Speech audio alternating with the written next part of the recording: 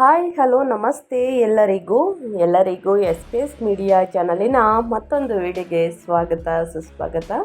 ಸ್ನೇಹಿತರೆ, ಎಲ್ಲರೂ ಹೇಗಿದ್ದೀರಾ? ಎಲ್ಲರೂ ಚೆನ್ನಾಗಿದ್ದೀರಾ ಅಂದ್ಕೊಂಡಿದ್ದೀನಿ.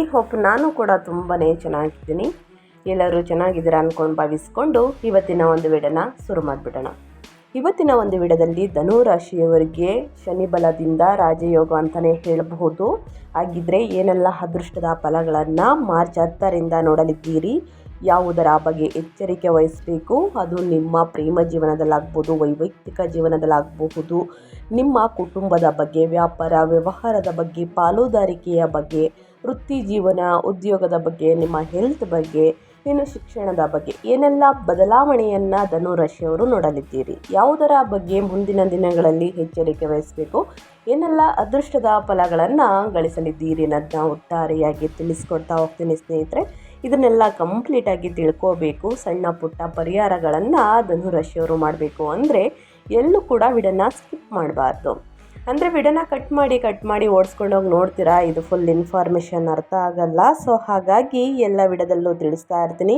ಮೊದಲಿಂದ ಕೊನೆ ತನಕ ವಿಡಿಯೋನ ವಾಚ್ ಮಾಡಿ. ವಿಡಿಯೋದಲ್ಲಿ ಒಳ್ಳೆ ಮಾಹಿತಿ ಸಿಕ್ಕಿದ್ದಲ್ಲಿ ತಪ್ಪದೆ ವಿಡಿಯೋಗೊಂದು ಲೈಕ್ ಕೊಟ್ಟು, ಇನ್ನೂ ನನ್ನ ಚಾನಲ್ನ ಸಬ್ಸ್ಕ್ರೈಬ್ ಮಾಡ್ಕೊಂಡಿಲ್ಲ ಅಂದರೆ ದಯವಿಟ್ಟು ಎಸ್ ಪಿ ಎಸ್ ಮೀಡಿಯಾಗೆ ಸಬ್ಸ್ಕ್ರೈಬ್ ಆಗಿ ನಿಮ್ಮ ಅಭಿಪ್ರಾಯ ಏನೇ ಇದ್ದರೂ ಕೂಡ ಕಮೆಂಟ್ ಬಾಕ್ಸಲ್ಲಿ ತಿಳಿಸಿ. ಓಂ ಶಾಂ ಶನೇಶ್ವರಾಯ ನಮಃ ಅಂತ ಕಮೆಂಟ್ ಮಾಡಿ.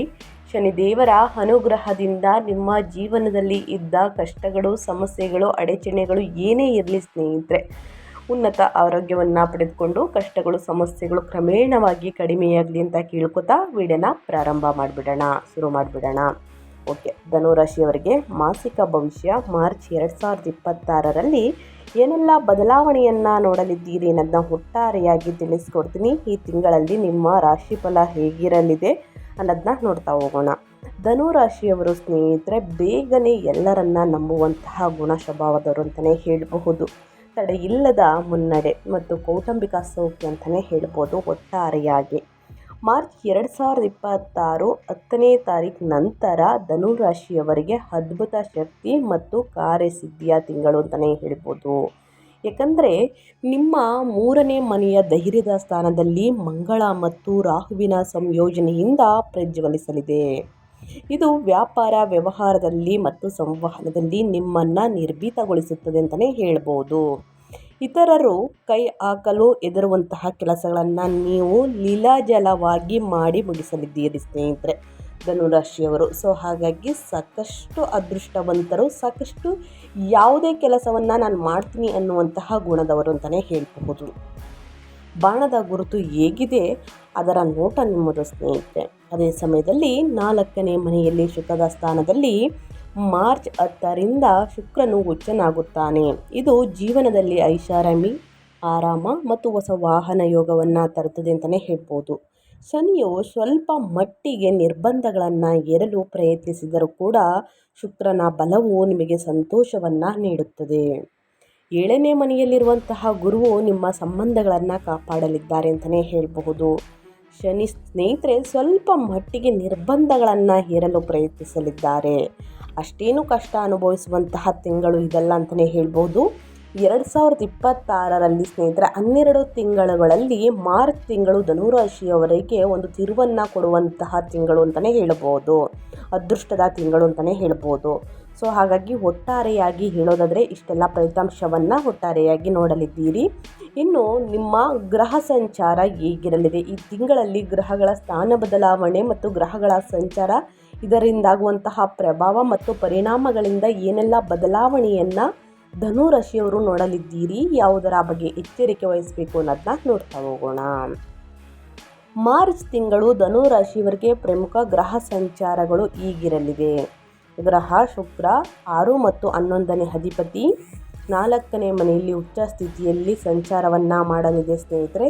ಇದು ಸಾಕಷ್ಟು ಬದಲಾವಣೆಯನ್ನು ತರಲಿದೆ ಅಂತಲೇ ಹೇಳಬಹುದು.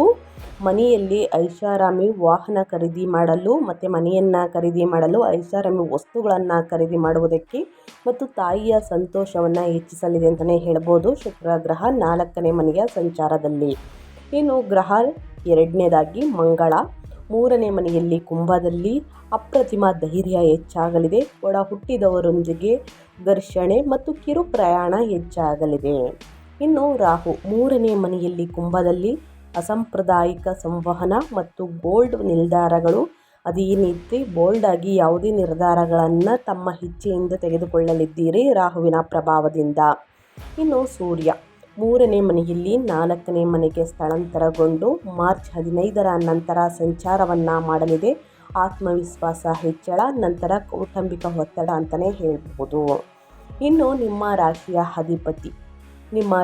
ಅಧಿಪತಿ ಗುರು 7ನೇ ಮನೆಯಲ್ಲಿ ಸ್ನೇಹಿತರೆ ಮಿಥುನದಲ್ಲಿ ಸಂಚಾರವನ್ನು ಮಾಡಲಿದೆ.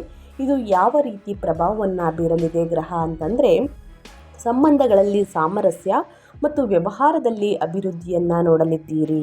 ಇನ್ನು ಶನಿ ತಿಂಗಳ ಪೂರ್ತಿ ಸಂಚಾರ ಅಂತಲೇ ಹೇಳ್ಬೋದು. ಆರ್ಥಿಕದಲ್ಲಿ ಸ್ವಲ್ಪ ಕಷ್ಟವನ್ನು ಅನುಭವಿಸುವಂತಹ ತಿಂಗಳು.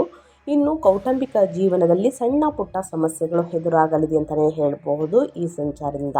ಸ್ನೇಹಿತರೆ, ನೀವು ಕೇಳಿರ್ತೀರ ಗುರುಬಲ ಮತ್ತು ಶನಿ ಬಲ ಇದ್ದರೆ ಉತ್ತಮ ದಿನಗಳು ಅಂತ ಕೇಳಿರ್ತೀರ. ಜ್ಯೋತಿಷ್ಯದ ಪ್ರಕಾರ ಸಣ್ಣ ಪುಟ್ಟ ಸಮಸ್ಯೆಗಳಿಗೆ ಏನು ಪರಿಹಾರಗಳನ್ನು ಮಾಡಿದರೆ ಒಳಿತಾಗಲಿದೆ ಅನ್ನೋದನ್ನ ತಿಳಿಸ್ಕೊಡ್ತಾ ಹೋಗ್ತೀನಿ.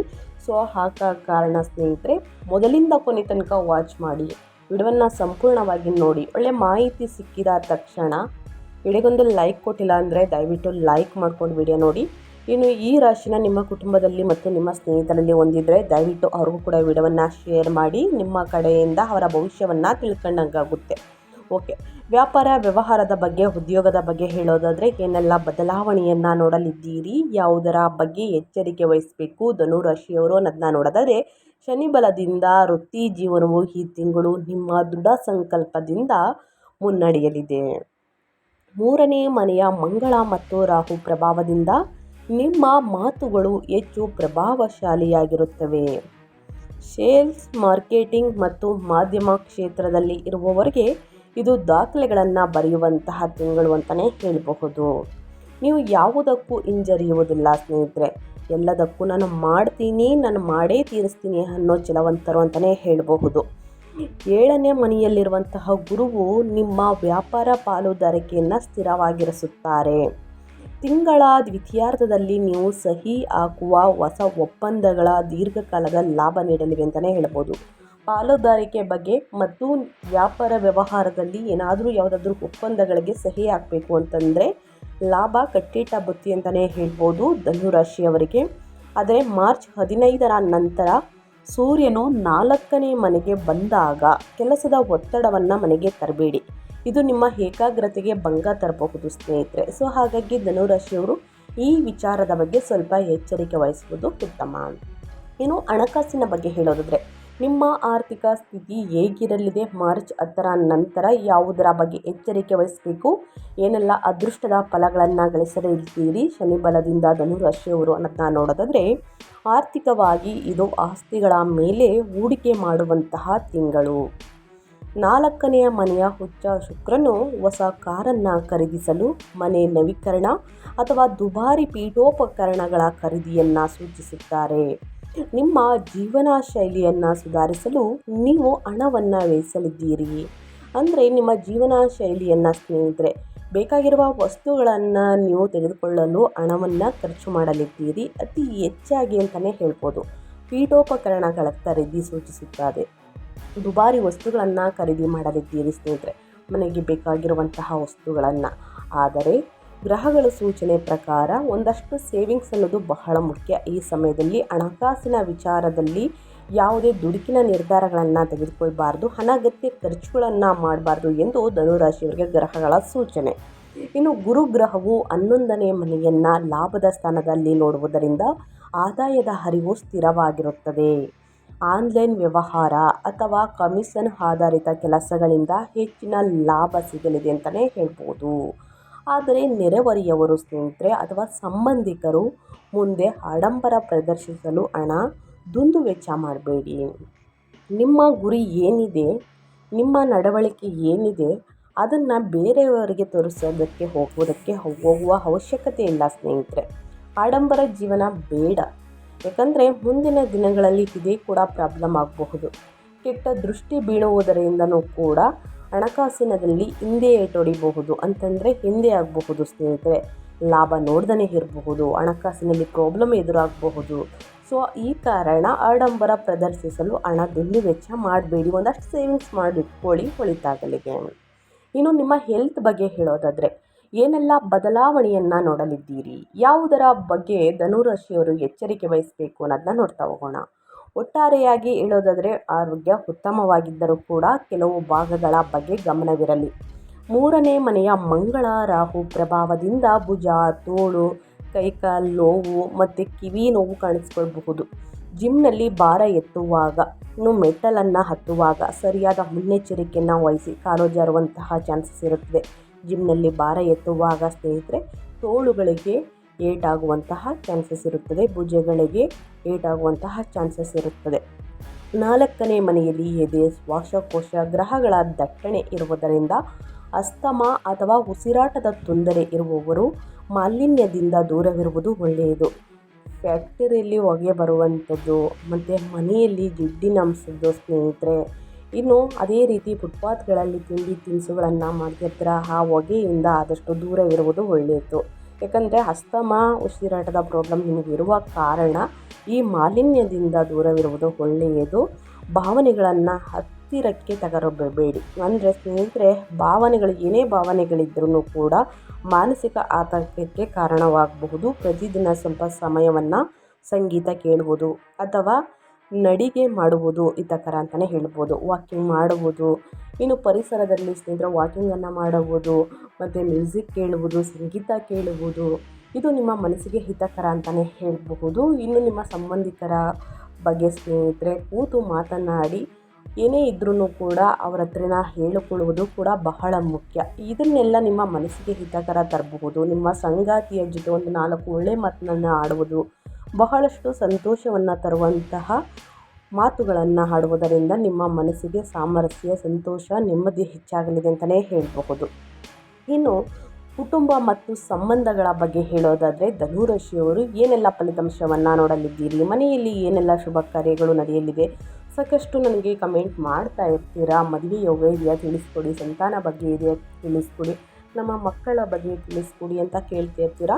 ಓಕೆ, ಈ ಮನೆ ಸ್ನೇಹಿತರೆ ಈ ತಿಂಗಳು ನಿಮಗೆ ವೈಭವದ ತಾಣವಾಗಲಿದೆ ಅಂತಲೇ ಹೇಳಬಹುದು. ಉಚ್ಚ ಶುಕ್ರನಿಂದ ಮನೆಯ ಪರಿಸರ ಸುಂದರವಾಗಿರುತ್ತದೆ. ಕುಟುಂಬದಲ್ಲಿ ಸೌಖ್ಯ ಅಂತಲೇ ಹೇಳ್ಬೋದು. ನೀವು ಮನೆಯಲ್ಲಿ ಸಣ್ಣ ಸಮಾರಂಭ ಅಥವಾ ಪಾರ್ಟಿಗಳನ್ನು ಏರ್ಪಡಿಸಬಹುದು.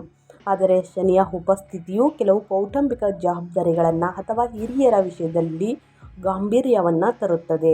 ಹೆದರುವಂತಹ ಭಯ ಏನಿರುವುದಿಲ್ಲ ಸ್ನೇಹಿತರೆ. ಕಿರಿಯ ಒಡ ಹುಟ್ಟಿದವರು ಅಥವಾ ನೆರೆಹೊರೆಯವರೊಂದಿಗೆ ವಾದವಿವಾದ ನಡೆಯುವ ಸಾಧ್ಯತೆ ಇದೆ. ಬಹಳಷ್ಟು ಮುನ್ನೆಚ್ಚರಿಕೆಗಳನ್ನು ತೆಗೆದುಕೊಳ್ಳಿ. ನಿಮ್ಮ ಮಾತು ಕಠಿಣವಾಗಿರಬಹುದು. ದಾಂಪತ್ಯ ಜೀವನದಲ್ಲಿ 7ನೇ ಮನೆಯ ಗುರುವು ಸುಖ ಶಾಂತಿಯನ್ನು ಕಾಪಾಡಲಿದ್ದಾರೆ ಮತ್ತು ಹೊರಗಿನ ಯಾವುದೇ ಒತ್ತಡದಿಂದ ನಿಮ್ಮ ಸಂಬಂಧವನ್ನು ರಕ್ಷಿಸುತ್ತದೆ ಅಂತಲೇ ಹೇಳಬಹುದು. ಒಡ ಹುಟ್ಟಿದವರೊಂದಿಗೆ ಸ್ನೇಹಿತರೆ ಅಥವಾ ನೆರೆಯವರೊಂದಿಗೆ ವಾದ ವಿವಾದಗಳು, ಸಣ್ಣ ಪುಟ್ಟ ಜಗಳಗಳು, ಮನಸ್ತಾಪಗಳು ಉಂಟಾಗಬಹುದು. ಆದಷ್ಟು ನಿಮ್ಮ ಕಠಿಣ ಮಾತುಗಳಿಂದ ಆದಷ್ಟು ದೂರವಿರಿ. ಯಾಕಂದರೆ ಮುಂದಿನ ದಿನಗಳಲ್ಲಿ ಏನೇ ಪ್ರಾಬ್ಲಮ್ ಬಂದ್ರೂ ನೀವೇ ನೋಡಬೇಕಾಗುತ್ತದೆ. ಸೊ ಹಾಗಾಗಿ ಆದಷ್ಟು ಮಾತಿನಲ್ಲಿ ದೂರ ಇರುವುದು ಒಳಿತು. ವಾದ ವಿವಾದದಿಂದ ದೂರವಿರಿ. ಸಣ್ಣ ಪುಟ್ಟ ಜಗಳಗಳು ಏನೇ ಬಂದಿದ್ದಲ್ಲಿ ಒಡ ಹುಟ್ಟಿದವರ ಜೊತೆ ಸ್ನೇಹಿತರೆ ಬಗೆಹರಿಸ್ಕೊಳ್ಳಿ, ಒಳಿತಾಗದಿಲ್ಲ. ಇನ್ನು ಮನೆಯಲ್ಲಿ ಒಂದು ಶುಭ ಕಾರ್ಯ ನಡೆಯಲಿದೆ, ಪಾರ್ಟಿಗಳನ್ನು ಏರ್ಪಡಿಸಬಹುದು. ಅದರಲ್ಲೂ ಕೂಡ ಸ್ನೇಹಿತರೆ ಒಳಿತಾಗಲಿದೆ. ಇನ್ನು ಸಂತಾನ ಬಗ್ಗೆ ಕೂಡ ಇದೆ, ಮದುವೆ ಯೋಗ ಕೂಡ ಇದೆ. 2026ರಲ್ಲಿ ಸಂತಾನ ಮತ್ತು ಮದುವೆ ಯೋಗ ಈ ಎರಡೂ ಕೂಡ ಇದೆ ಅಂತಲೇ ಹೇಳಬಹುದು. ಇನ್ನು ಮಕ್ಕಳ ವಿಚಾರದ ಬಗ್ಗೆ ಬಂದರೆ ಸ್ನೇಹಿತರೆ ಮಕ್ಕಳಿಂದ ನಿಮಗೆ ಸಿಹಿ ಸುದ್ದಿ ಸಿಗಲಿದೆ. ಮಕ್ಕಳ ಭವಿಷ್ಯ ಉಜ್ವಲವಾಗಿರಲಿದೆ ಅಂತಲೇ ಹೇಳಬಹುದು. ಅವರ ಬಗ್ಗೆ ಭಯಪಡುವಂತಹ ಏನು ತೊಂದರೆಗಳು ಏನೂ ಇರುವುದಿಲ್ಲ ಧನುರಾಶಿಯವರಿಗೆ. ಇನ್ನು ಶಿಕ್ಷಣದ ಬಗ್ಗೆ ಹೇಳೋದಾದರೆ ಧನುರಾಶಿಯ ವಿದ್ಯಾರ್ಥಿಗಳು ಏನೆಲ್ಲ ಫಲಿತಾಂಶವನ್ನು ನೋಡಲಿದ್ದೀರಿ, ಯಾವುದರ ಬಗ್ಗೆ ಎಚ್ಚರಿಕೆ ವಹಿಸಬೇಕು ಅನ್ನೋದನ್ನ ನೋಡ್ತಾ ಹೋಗೋಣ. ವಿದ್ಯಾರ್ಥಿಗಳು ಈ ತಿಂಗಳು ತುಂಬ ಚುರುಕಾಗಿರುತ್ತಾರೆ. ಹೊಸ ಕೌಶಲ್ಯಗಳನ್ನು ಕಲಿಯಲು ಅಥವಾ ಅಲ್ಪಾವಧಿಯ ಕೋರ್ಸ್ಗಳಿಗೆ 3ನೇ ಮನೆಯ ಶಕ್ತಿ ಪೂರಕವಾಗಿದೆ ಅಂತಲೇ ಹೇಳ್ಬೋದು. ಶಾಲಾ ವಿದ್ಯಾರ್ಥಿಗಳಿಗೆ ಸ್ನೇಹಿತರೆ ಮಾರ್ಚ್ ತಿಂಗಳಿನಲ್ಲಿ ಎಕ್ಸಾಮ್ ಇರುವ ಕಾರಣ ಕಷ್ಟಪಟ್ಟು ಅಧ್ಯಯನದ ಕಡೆ ಗಮನ ಕೊಡಿ. ಈ ತಿಂಗಳು ಉತ್ತಮ ಫಲಿತಾಂಶವನ್ನು ನೋಡಲಿದ್ದೀರಿ. ಕ್ರೀಡಾಪಟುಗಳಿಗೆ ಇದು ಯಶಸ್ಸಿನ ತಿಂಗಳು ಅಂತಲೇ ಹೇಳ್ಬೋದು. ಸ್ಪರ್ಧೆಗಳಲ್ಲಿ ವಿಜೇತರಾಗಲಿದ್ದೀರಿ. ಆದರೆ 4ನೇ ಮನೆಯಲ್ಲಿ ನಡೆಯುವಂತಹ ರಿಪೇರಿ ಕೆಲಸ ಅಥವಾ ಅತಿಥಿಗಳ ಆಗಮನದಿಂದ ಓದಿಗೆ ಅಡ್ಡಿಯಾಗಬಹುದು. ಗಂಭೀರವಾಗಿ ಓದುತ್ತಿರುವವರು ಶಾಂತವಾದ ಸ್ಥಳವನ್ನು ಆಯ್ದುಕೊಳ್ಳುವುದು ಉತ್ತಮ. 4ನೇ ಮನೆಯ ಶನಿಯು ನಿಮ್ಮನ್ನು ಏಕಾಂತದಲ್ಲಿ ಓದಲು ಪ್ರೇರೇಪಿಸುತ್ತಾರೆ. ಸೊ ಹಾಗಾಗಿ ಲೈಬ್ರರಿ, ಗ್ರಂಥಾಲಯ, ಇನ್ನು ಯಾವುದೇ ಮನೆಯಲ್ಲಿ ಸ್ನೇಹಿತರೆ ಸೌಂಡ್ ಇಲ್ಲದ ರೀತಿಯಲ್ಲಿ ನೀವು ಕೂತು ಅಧ್ಯಯನವನ್ನು ಮಾಡಿದ್ದಲ್ಲಿ ಉನ್ನತ ಫಲಿತಾಂಶವನ್ನು ಗಳಿಸುವುದಕ್ಕೆ ಸಾಧ್ಯವಾಗಲಿದೆ ಅಂತಲೇ ಹೇಳಬಹುದು. ಯಾವುದೇ ಅಡ್ಡಿ ಆಗಬಾರ್ದು ನಿಮ್ಮ ಓದಿಗೆ, ಆವಾಗ ಒಳ್ಳೆಯ ರಿಸಲ್ಟನ್ನು ನೋಡಲಿದ್ದೀರಿ. ಕಷ್ಟಪಟ್ಟು ಅಧ್ಯಯನ ಕಡೆ ಗಮನ ಕೊಡಿ, ಉನ್ನತ ಫಲಿತಾಂಶವನ್ನು ಖಂಡಿತವಾಗಿಯೂ ಗಳಿಸಲಿದ್ದೀರಿ ಅಂತ ಹೇಳ್ತಾ ಸ್ನೇಹಿತರೆ, ಏನೇ ಕಷ್ಟಗಳು, ಸಮಸ್ಯೆಗಳು, ಅಡೆತಡೆಗಳು ಬಂದಿದ್ದಲ್ಲಿ ಭಯಪಡುವಂತಹ ಅವಶ್ಯಕತೆ ಇಲ್ಲ. ಎದುರಿಸುವಂತಹ ಛಲವಂತರು ನೀವು. ಸೊ ಹಾಗಾಗಿ ಮಾರ್ಚ್ 2026ಕ್ಕೆ ಜ್ಯೋತಿಷ್ಯದ ಪರಿಹಾರಗಳನ್ನು ತಿಳಿಸ್ಕೊಡ್ತೀನಿ. ಈ ಪರಿಹಾರಗಳನ್ನು ಅನುಸರಿಸುವುದರಿಂದ ಏನೇ ಕಷ್ಟಗಳು, ಸಮಸ್ಯೆಗಳು, ಅಡೆತಡೆಗಳು ಬಂದಲ್ಲಿ, ಎಷ್ಟೇ ಪ್ರಾಬ್ಲಮ್ಗಳಿದ್ದರೂ ಕೂಡ ಸಂಪೂರ್ಣವಾಗಿ ನಿವಾರಣೆಯಾಗಲಿದೆ. 3ನೇ ಮನೆಯ ತೀವ್ರತೆಯನ್ನು ಸರಿಯಾಗಿ ಹಾದಿಗೆ ತರಲು ಮತ್ತು ಮನೆಯಲ್ಲಿ ಸುಖ ಸ್ಥಿರಗೊಳಿಸಲು ಈ ಪರಿಹಾರಗಳನ್ನು ಫಾಲೋ ಮಾಡಬೇಕಾಗುತ್ತದೆ. ಮೊದಲನೇದಾಗಿ ಶನಿ ಚಾಲಿಸ. ಶನಿ ಚಾಲಿಸ ಅಂದರೆ ಶನಿ ಸ್ತೋತ್ರವನ್ನು ಹೇಳುವುದು. ಇನ್ನು ಶನಿ ದೇವರಿಗೆ ತೈಲಾಭಿಷೇಕವನ್ನು ಮಾಡಿಸುವುದು. ಇನ್ನು ಬಡವರಿಗೆ, ನಿರ್ಗತಿಕರಿಗೆ ಸ್ನೇಹಿತರೆ ನಿಮ್ಮ ಕೈಯಲ್ಲಾದಷ್ಟು ಹಣ ಸಹಾಯವನ್ನು ಮಾಡುವುದು. ಹಣ್ಣು ಹಂಪಲುಗಳನ್ನು ವಿತರಿಸುವುದು. ಕಪ್ಪು ವಸ್ತುಗಳನ್ನು ದಾನ ಮಾಡುವುದು. ಎಳ್ಳನ್ನು ದಾನ ಮಾಡುವುದು. ಈ ರೀತಿ ಕಪ್ಪು ಎಳ್ಳನ್ನು ದಾನ ಮಾಡಿ, ಉದ್ದಿನ ಬೇಳೆಯನ್ನು ದಾನ ಮಾಡಿ ಶನಿವಾರದಂದು ಶನಿ ದೇವರಿಗೆ ತೈಲಾಭಿಷೇಕವನ್ನು ಮಾಡಿಸುವುದರಿಂದ ಕಷ್ಟಗಳು, ಸಮಸ್ಯೆಗಳು ಏನೇ ಇದ್ದರೂ ಕೂಡ ಕ್ರಮೇಣವಾಗಿ ಕಡಿಮೆಯಾಗಲಿದೆ. ನಿಮ್ಮ ಆರೋಗ್ಯದಲ್ಲಿ ಏನೇ ಕಷ್ಟ ಇದ್ದರೂ ಕೂಡ ಸ್ನೇಹಿತರೆ ಸಂಪೂರ್ಣವಾಗಿ ನಿವಾರಣೆಯಾಗುತ್ತಾ ಬರುತ್ತೆ ಅಂತಲೇ ಹೇಳ್ಬೋದು. ಇನ್ನು ಲಕ್ಷ್ಮೀ ಪೂಜೆಯನ್ನು ಮಾಡಿಸುವುದು. 4ನೇ ಮನೆಯಲ್ಲಿ ಉಚ್ಚ ಶುಕ್ರನ ಶಕ್ತಿಯನ್ನು ಹೆಚ್ಚಿಸಲು ಶುಕ್ರವಾರದಂದು ಮಹಾಲಕ್ಷ್ಮಿಯನ್ನು ಪೂಜಿಸಿ ಅಥವಾ ಹರಿಯುವ ನೀರಿಗೆ ಬಿಳಿ ಹೂಗಳನ್ನು ಅರ್ಪಿಸಿ, ಚಿಕ್ಕ ಎಳೆ ಕನ್ಯೆಯರಿಗೆ ಸಿಹಿ ತಿಂಡಿಯನ್ನು ಕೊಡುವುದು, ಹಣ್ಣನ್ನು ಹಂಪಲುಗಳನ್ನು ವಿತರಿಸುವುದರಿಂದನೂ ಕೂಡ ಕೊಡುವುದರಿಂದ, ದಾನ ಮಾಡುವುದರಿಂದ ಸ್ನೇಹಿತರೆ ಧನಾಭಿವೃದ್ಧಿಯಾಗಲಿದೆ ಅಂತಲೇ ಹೇಳಬಹುದು. ಹಣಕಾಸಿನಲ್ಲಿ ಯಾವುದೇ ಸಮಸ್ಯೆಗಳು ಬರುವುದಿಲ್ಲ. ಇನ್ನು ಹನುಮಾನ್ ಚಾಲಿಸವನ್ನು ಇದು ವಿಶೇಷವಾಗಿ ವಿದ್ಯಾರ್ಥಿಗಳು ಮಾಡಬೇಕಾಗುತ್ತದೆ. 3ನೇ ಮನೆಯ ಮಂಗಳ ರಾಹು ಶಕ್ತಿಯನ್ನು ನಿಯಂತ್ರಿಸಲು ಇದು ಅತ್ಯಗತ್ಯ ಅಂತಲೇ ಹೇಳಬಹುದು. ಪ್ರತಿದಿನ ಹನುಮಾನ್ ಚಾಲಿಸವನ್ನು ಪಠಿಸುವುದರಿಂದ ನಿಮ್ಮ ಧೈರ್ಯವು ಸತ್ಕಾರ್ಯಗಳಿಗೆ ಬಳಕೆಯಾಗುತ್ತದೆ. ವಿದ್ಯಾರ್ಥಿಗಳು ಕೂಡ ಹನುಮಾನ್ ಚಾಲಿಸವನ್ನು ಓದುವುದರಿಂದ ಧೈರ್ಯ, ಆತಂಕ ಏನೇ ಇದ್ದರೂ ಕೂಡ, ನಿರ್ಭಯ ಏನೇ ಇದ್ದರೂ ಕೂಡ ಅದನ್ನೆಲ್ಲ ಹೋಗಲಾಡಿಸಿ, ನಕಾರಾತ್ಮಕನೆಲ್ಲ ಹೋಗಲಾಡಿಸಿ ಪಾಸಿಟಿವ್ ವೈಬ್ಸ್ನ ನೋಡಲಿದ್ದೀರಿ. ಇನ್ನು ಅಧ್ಯಯನದ ಕಡೆ ಗಮನ ಹೆಚ್ಚಾಗಲಿದೆ. ಓದಿನ ಕಡೆ ಆಸಕ್ತಿ, ಏಕಾಗ್ರತೆ ಹೆಚ್ಚಾಗಲಿದೆ ಅಂತಲೇ ಹೇಳ್ಬೋದು. ಸೊ ಹಾಗಾಗಿ ಪ್ರತಿದಿನ ನಿಮ್ಮ ಧೈರ್ಯಕ್ಕೋಸ್ಕರ ಹನುಮಾನ್ ಚಾಲಿಸವನ್ನು ಓದಿ. ಇನ್ನು ಅದೇ ರೀತಿ ಒಡ ಹುಟ್ಟಿದವರ ಗೌರವ ಅಂದರೆ ಒಡ ಹುಟ್ಟಿದವರೊಂದಿಗೆ ವಾದ ವಿವಾದವನ್ನು ಮಾಡಬೇಡಿ, ಜಗಳಗಳನ್ನು ಮಾಡಬೇಡಿ. ಮಂಗಳವಾರದಂದು ಅವರಿಗೆ ಏನಾದರೂ ಸಿಹಿಯನ್ನು ಉಡುಗೊರೆಯಾಗಿ ನೀಡಿ ಸ್ನೇಹಿತರೆ ಒಳಿತಾಗಲಿದೆ. ಇನ್ನು ಗುರು ಮಂತ್ರವನ್ನು ಹೇಳುವುದು, ಶನಿ ಮಂತ್ರವನ್ನು ಹೇಳುವುದು ಒಳಿತು. ಗುರು ಮಂತ್ರವನ್ನು ಹೇಳುವುದರಿಂದ ನಿಮ್ಮ ರಾಶಿಯ ಅಧಿಪತಿ ಗುರುವಿನ ಬಲಕ್ಕಾಗಿ ಓಂ ನಮೋ ಭಗವತೆ ವಾಸುದೇವಾಯ ಮಂತ್ರವನ್ನು ಜಪಿಸಿ 11 ಬಾರಿ. ಓಂ ನಮೋ ಭಗವತೆ ವಾಸುದೇವಾಯ ಮಂತ್ರವನ್ನು 11 ಬಾರಿ ಹೇಳುವುದರಿಂದ ನಿಮ್ಮ ರಾಶಿಯ ಅಧಿಪತಿ ಗುರುವಿನ ಬಲವನ್ನು ಹೆಚ್ಚಿಸಲಿದೆ. ಸೊ ಹಾಗಾಗಿ ವ್ಯಾಪಾರ ವ್ಯವಹಾರದಲ್ಲಿ ಅಭಿವೃದ್ಧಿಯನ್ನು ನೋಡಲಿದ್ದೀರಿ. ಸೊ ಹಾಗಾಗಿ ತಪ್ಪದೇ ಈ ಸಣ್ಣ ಪುಟ್ಟ ಪರಿಹಾರವನ್ನು ಮಾಡಿ. ಇನ್ನು ಭಾನುವಾರದಂದು ಸೂರ್ಯ ದೇವರಿಗೆ ಅಗ್ರವನ್ನು ನೀಡಿ.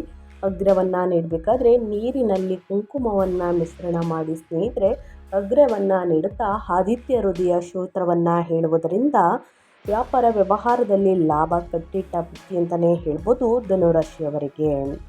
ಸ್ನೇಹಿತರೆ, ನಾನು ತಿಳಿಸಿರುವಂತಹ ಸಣ್ಣ ಪುಟ್ಟ ಪರಿಹಾರಗಳನ್ನು ಪ್ರತಿಯೊಬ್ಬರು ಫಾಲೋ ಮಾಡೋದ್ರಿಂದ ನಿಮ್ಮ ಸಮಸ್ಯೆಗಳು, ಅಡೆತಡೆಗಳು ಏನೇ ಇದ್ದರೂ ಕೂಡ ತೊಂದರೆಗಳು ಕ್ರಮೇಣವಾಗಿ ಕಡಿಮೆಯಾಗಲಿದೆ. ಸೊ ಹಾಗಾಗಿ ತಪ್ಪದೇ ಈ ಸಣ್ಣ ಪುಟ್ಟ ಪರಿಹಾರವನ್ನು ಮಾಡಿ ಅಂತ ಹೇಳ್ತಾ ನಾನು ವಿಡಿಯೋನ ಎಂಡ್ ಮಾಡ್ತಾ ಇದ್ದೀನಿ. ಇವತ್ತಿನ ಒಂದು ವಿಡಿಯೋದಲ್ಲಿ ಧನುರಾಶಿಯವರಿಗೆ ಒಳ್ಳೆಯ ಮಾಹಿತಿ ಸಿಕ್ಕಿದ್ದಲ್ಲಿ, ಈ ವಿಡಿಯೋ ಯೂಸ್ಫುಲ್ ಅನಿಸಿದ್ದಲ್ಲಿ, ಇನ್ನೂ ವಿಡಿಯೋಗೆ ಲೈಕ್ ಮಾಡಿಲ್ಲ ಅಂದರೆ ದಯವಿಟ್ಟು ಲೈಕ್ ಮಾಡಿ. ನಿಮ್ಮ ಅಭಿಪ್ರಾಯವನ್ನು ಕಮೆಂಟ್ ಬಾಕ್ಸಲ್ಲಿ ತಿಳಿಸಿ. ಓಂ ಶಂ ಶನೀಶ್ವರಾಯ ನಮಃ ಅಂತ ಕಮೆಂಟ್ ಮಾಡಿ. ಶನಿ ದೇವರ ಅನುಗ್ರಹದಿಂದ ಇದ್ದ ಕಷ್ಟಗಳು, ಸಮಸ್ಯೆಗಳು, ಅಡಚಣೆಗಳು ಎಲ್ಲ ಕೂಡ ನಿವಾರಣೆಯಾಗಲಿ ಅಂತ ಕೇಳ್ಕೊತಾ ಸಬ್ಸ್ಕ್ರೈಬ್ ಆಗಿಲ್ಲ ಅಂದರೆ ದಯವಿಟ್ಟು ಎಸ್ ಪಿ ಎಸ್ ಮೀಡಿಯಾಗೆ ಸಬ್ಸ್ಕ್ರೈಬ್ ಆಗಿ ನಿಮ್ಮ ಕುಟುಂಬಕ್ಕೆ ಮತ್ತು ನಿಮ್ಮ ಸ್ನೇಹಿತರಿಗೆ ಈ ರಾಶಿಯನ್ನು ಹೊಂದಿದ್ದರೆ ದಯವಿಟ್ಟು ಅವ್ರಿಗೂ ಕೂಡ ವಿಡಿಯೋವನ್ನು ಶೇರ್ ಮಾಡಿ ಅಂತ ಹೇಳ್ತಾ ಮತ್ತೊಂದು ವಿಡಿಯೋ ಜೊತೆ ಮತ್ತೊಂದು ಹೊಸ ಭವಿಷ್ಯದಲ್ಲಿ ಸಿಗ್ತೀನಿ. Thank you for watching.